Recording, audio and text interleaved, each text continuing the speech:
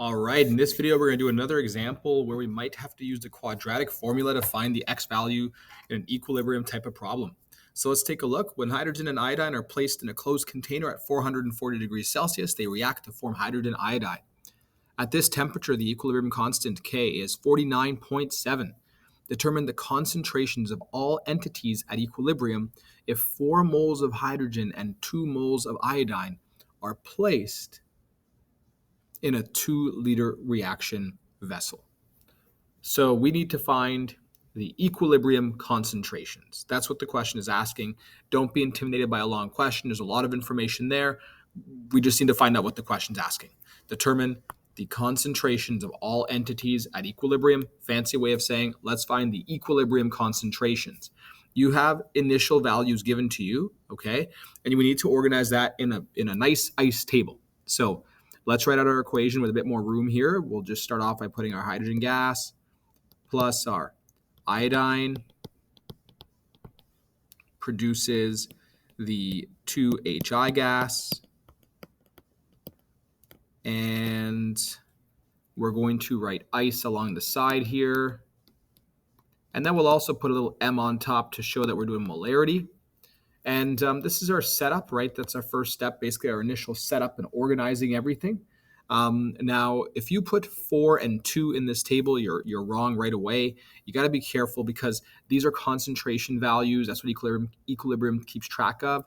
Right now, you were given moles and moles, so you have to convert those into concentration. So a little reminder that the concentration is C is equal to N over V.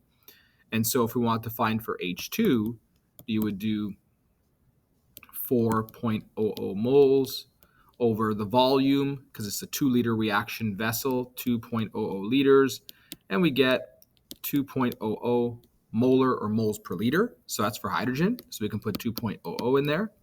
And then for I2, we get, so I should put C of H2, C of I2. We get 2.00 moles divided by 2.00 liters, and we get 1.00 moles per liter. So we can put that in here over right there. And we don't have any HI at the beginning, so we can put a 0. So what is the change going to be? Remember, that's based off molar coefficients. You're consuming the reactants. You're using up the reactants, in other words. So we have minus X, 1X, because there's a 1 there. Same thing here, minus X, 1X, because there's a 1 there. And then over here, we're making product from our reactant. So it's going to be plus X, but there's 2 in front, so it's a 2X. And so what is our equilibrium concentration going to be for each of these entities at equilibrium? Well, we started off with 2 and we're losing X, so 2.00 minus X. Here we started off with 1 and we're losing X, so 1.00 minus X. And then here we started off with 0 and we're gaining 2X, so that's 0 plus 2X, which is simply 2X. And another bit of information we have in our question is the K value. K is equal to 49.7. Now remember, the question is asking for these equilibrium concentrations here. It's not asking for the expressions to figure them out. It's asking what is the actual concentration, and you need to know the X value to find that. So we need to set up an equilibrium expression to help us find the X value. So our second step here is our equilibrium expression. So K is equal to the concentration of HI, because that's the product, squared, because there's a 2 in front of the HI in the equation, over H2, because that's the reactant, times the other reactant, I2, and their exponents are just 1 and 1, because those are the coefficients you have in front of them. And so now what we're going to do is we're simply going to plug in the values that we know from our question. So 49.7, which is K, is equal to 2X squared over 2.00 minus X times 1.00 minus X. And the thing is, we can't just square root both sides because they're not squared on both top and bottom. If these two brackets were the same, like 2 minus X and 2 minus X, then that's 2 minus X squared, then you can square root everything and get rid of that. But we can't do that here because they're not the same. So we're going to have to essentially send everything to the other side, expand, distribute everything, and create one of those little ax squared plus bx plus c in that standard form so we can use our quadratic formula to find the x. So let's go ahead and do that. It takes a bit of time. but you'll get used to it in the end. So here we have, let's see, let me just carry it out over here. 49.7 times 2.00 minus x times 1.00 minus x is equal to 2x squared is 4x squared, right? Because this is squared and so is this. And now we can start doing our FOIL over here. So we'll have 49.7 times, so 2 times 1 is 2.00. And then 2 times negative x is negative 2x. I'm not going to put the 0.00. I'm just going to leave sig figs for later. So if I omit that, that's just to save space and time there. So 2, okay, and then minus 2x. And then minus x times 1 is minus x. And then minus x times minus x is plus x squared is equal to 4x squared. And I'm going to clean that up a little bit more. So 49.7. And I'm just going to rearrange things. I'm going to put the x squared over here. And then the minus 2x and minus x is minus 3x. And then plus 2. And now I'm going to, and that's equal to 4x squared. And now I'm going to distribute this 49.7 throughout. So we'll get 49.7x squared. And then if you do 49.7 times 3, negative 3, you get negative 149.1x. And then 49.7 times 2 is plus 99.4, which is equal to 4x squared. We're almost done. Let's just send this to the other side to make it equal to 0 and to simplify things a bit. So I'm doing a lot of steps here just to show everyone what's happening. So 49.7x squared minus 4x squared minus 149.1x plus 99.4 is equal to 0. And now we'll get 45.7x squared minus 149.1x plus 99.4 is equal to 0. If you can factor that in your head, good on you, but I can't. So to factor this, we're going to go and use our quadratic formula. Remember, x is equal to minus b plus or minus square root of b squared minus 4ac over 2a. Let's go and plug in some of these numbers and then split to see what values of x we get. So minus b. Minus b, our b is negative 149. So minus 149 is plus 149. So we have 149.1 plus or minus negative 149.1 squared minus 4 times a, which is 45.7, times c, 99.4, over 2 times 45.7. And so we have two possibilities, the plus route and the negative route. So we'll get 149.1. I'll write these at the same time. 149.1. Here will be plus. Here will be minus. Over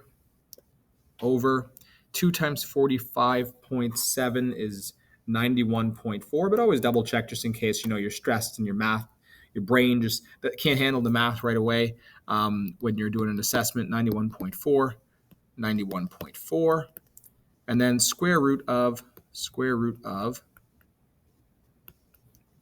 let's go and figure out what that is there. So 149.1 squared, or negative, that's positive there, minus 4 times 45.7 times 99.4, and we get 4060.49. 4060.49. And so we just need to go find what each of these is equal to. So x is equal to, x is equal to. Sometimes you can do work for both sides just at the same time. So it saves you a little bit of time in the end, and you're not going back, having to redo everything. Your brain is handling sort of one task at a time. It might be easier for some of you to do that. So square root of at 4,060 plus 149.1 divided by 91.4. And I get this here, 2.328467989. And then for the other situation, I get, so square root of 4060.49. And then that's going to be a negative plus 149.1 divided by 91.4. And I get 0.934114,067. So I have to choose between these two values. And here it's a bit more difficult because they're both positive this time. They're both positive. So I'm just going to, at a glance, take a look at which one makes sense by just experimenting. I'm going to plug, let's say, 2.33 into 2.00 minus x. So let's check. So if I do 2.00 minus x, here I would get, so 2 minus 2.33, and that gives me a negative 0.33 molar. This is not plausible, right? We don't want a negative concentration in the end, so I probably wouldn't use this value here. So this one is wrong. So the one we want to use is this one over here because it will not give me a negative concentration. At least I think it won't. We can go try it out. But if this one does give me a negative concentration, then the other one won't. So you'll have an X value that will work and one of them that won't. If you find the one that won't work first, use that. I like to double check. I always like to find the one that won't work just to make sure that is a one. So let's say I tested this one out first and I said, oh yeah, they're both positive. Great. That works. I would still check the other one just quickly to see if that's correct, just in case I made a mistake. So I'll go, yeah, they're both positive, but when I do 2.32, I get a negative value. So that means that I wouldn't use that.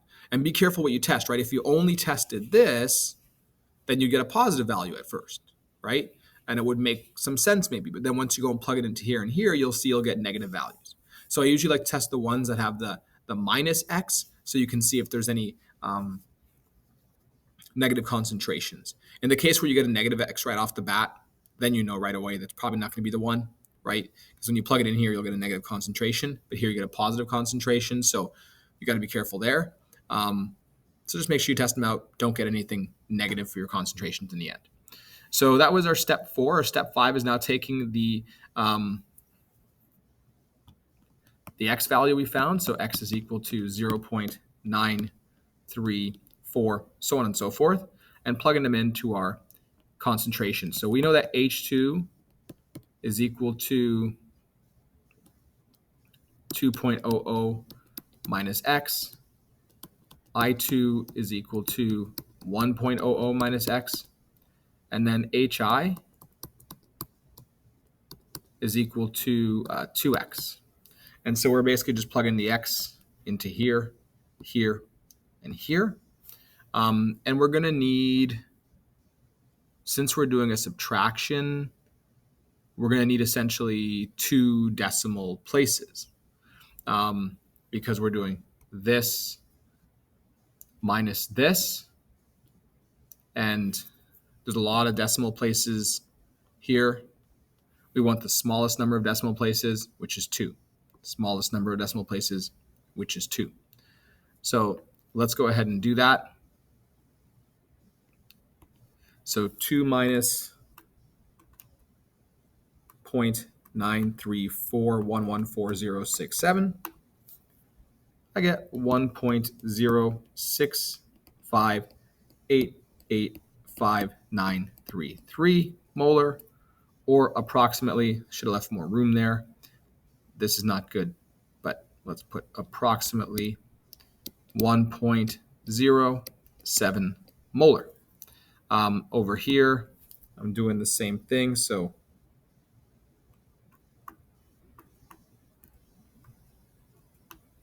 except I'm doing 1 this time. I get 0.06588593 molar, or approximately 2 decimal places, 0.07 molar.